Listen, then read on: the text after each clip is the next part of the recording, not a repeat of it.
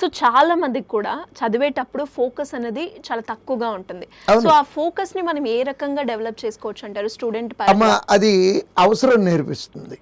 ఎలా అంటే కాలేజీలో చదువుకున్నంత కాలం బాధ్యత తక్కువగా ఉంటుందమ్మా. సంవత్సరం అంతా చదివి ఒకసారి ఎగ్జామ్ రాయాలి. అవును.